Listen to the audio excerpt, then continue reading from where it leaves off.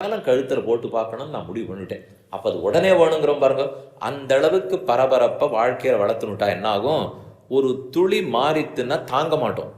எதிர்பார்ப்பு அதிகமாயிடுறது. இப்பவே இப்பவே இப்பவே அப்போ என்ன ஆகும்? அது இப்பவேங்கிறது இல்லைன்னு உடனே எப்பவே எப்பவேன்னு ஆரம்பிப்போம். எப்பவும் இல்லைன்னா அவ்வளோதான் உட்காந்துடுவோம். இடிஞ்சே போய்டுறோமோ இல்லையோ, அந்த நாளில் இதை ஒத்துக்கவே மாட்டா. ஆட்டம் கிடைக்கும்னா நாளை கிடைக்கும். நம்ம குழந்தைகள் வளர்க்கறச்சே கூட அப்பப்போ இல்லைன்னு சொல்கிறதுக்கு பழகணும். எல்லாத்தையும் குழந்தைகளுக்கு ஆமா ஆமாங்கிற சொல்ல வேண்டிய தேவையே இல்லை. எத்தையுமே இல்லைன்னு சொல்லாமல் ஆமாம்னு சொல்லி பழகிட்டோம்.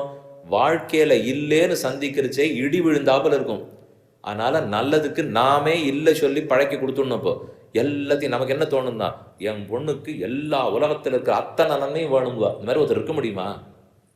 4 கட்டம் வரத்தான் வரும், 4 விழத்தான் விழும்.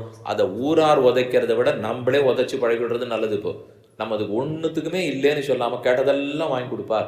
செல்லம் இது ஒன்று வச்சுருக்காள் இல்லையா, ரொம்ப செல்லம் கொடுத்து வளர்த்துட்டார். கேட்டது எதையாக இருந்தாலும் கொடுப்பார்னால் அது ஆபத்து.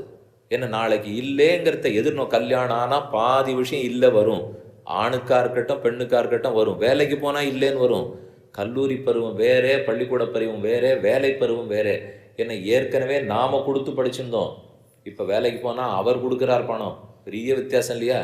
நாம கொடுக்குற வரைக்கும் எல்லாரும் வாங்குவாங்கன்னு வா, நமக்கு கொடுக்கணும்னா போங்க போங்கன்னு ஆரம்பிச்சிருவா. அப்போ